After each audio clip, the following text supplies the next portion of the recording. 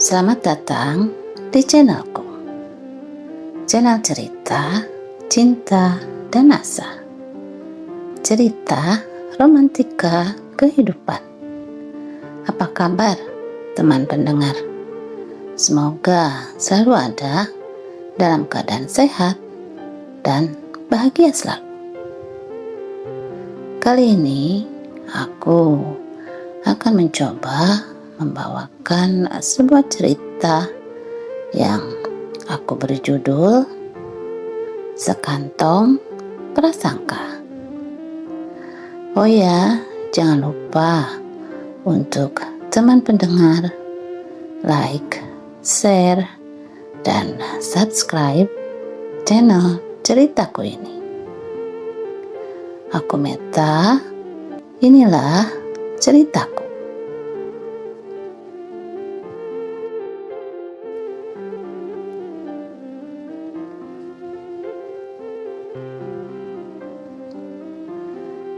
Pagi yang cerah, pagi yang menyenangkan. Pagi itu perayaan Hari Raya Idul Adha, momen di mana umat Muslim melaksanakan ibadah dengan memotong hewan kurban. Seperti tahun sebelumnya, orang tuaku dan keluarga Karimah ikut berkurban. Sedangkan keluargaku seperti biasa sebagai penerima daging kurban. Di hari raya Idul Adha, suamiku biasanya ikut dalam kepanitiaan hewan kurban dengan niat membantu mengurusi hewan kurban. Alhamdulillah, kepanitiaan juga mendapatkan jatah pembagian daging kurban. Ya, rezeki yang tak diduga-duga. Idul Adha tahun ini, suamiku memutuskan untuk tidak ikut di dalam kepanitiaan kurban. Suamiku bilang ingin menikmati libur Idul Kurban ini dengan menghabiskan waktu untuk bersantai di rumah. Sholat berjamaah Idul Adha pun selesai dilaksanakan. Suasana hikmat di tanah lapang berubah kemudian menjadi hiruk-pikuk keramaian. Orang-orang antusias ingin melihat hewan kurban beserta proses pemotongan kurban. Laki-laki, perempuan, orang dewasa, dan bahkan keseruan anak-anak yang ingin melihat langsung sapi-sapi dan kambing kurban. Pemotongan hewan kurban berlangsung di tanah lapang yang sebelumnya dipakai untuk sholat berjamaah Idul Adha. Selepas waktu zuhur, satu persatu kantong daging kurban mulai dibagikan oleh panitia kepada warga. Menjelang sore, di rumah, aku mulai memilah dan memilih isi kantong plastik daging kurban yang sudah terkumpul dalam satu wadah. Ada 4 kantong plastik daging kurban yang aku dapat tahun ini. 2 kantong yang berisi daging, jatah dari kurban keluarga Kak Rima dan bapakku. Dan 2 kantong dari kurban warga dari 2 rukun tetangga. Yang isinya tak hanya onggokan daging saja, tapi juga bercampur dengan jeroan dan tulang hewan kurban. Alhamdulillah bisa menghemat uang belanjaku untuk beberapa hari ke depan. Sudah kurencanakan untuk membuat menu masakan empal atau rendang untuk daging yang bagus, dan menu masakan gulai untuk tetelan dan jeroan. Sedangkan untuk tulang, bagus untuk membuat kuah kaldu, cocok buat pedagang bakso. Terpikir olehku untuk memberikan tulang-tulang ini kepada Mbak Is, pemilik warung bakso. Tapi setelah kupikir, buatku tak enak rasanya jika hanya memberikan potongan tulang saja. Di hari ini, di setiap rumah pasti punya daging dan tulang. Bingung mau dikemanakan tulang kurbannya. Akhirnya terpikir olehku, aku niatkan saja tulang-tulang ini untuk hewan dan para jin di luar sana. Berkah kurban, bukan orang saja yang bisa menikmati hewan kurban. Binatang lain dan jin sekalipun bisa menikmati dan kebagian, kataku dalam hati.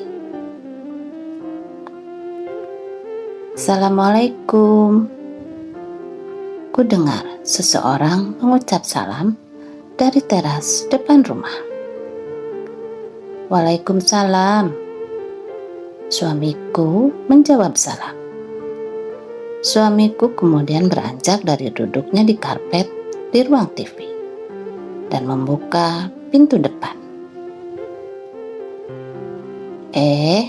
Pak Abu, ada apa ya? Duh, minta maaf nih, tahun ini saya tidak bisa bantu-bantu. Begitu kata suamiku pada Pak Abu, panitia pengurus hewan kurban di rukun tetanggaku.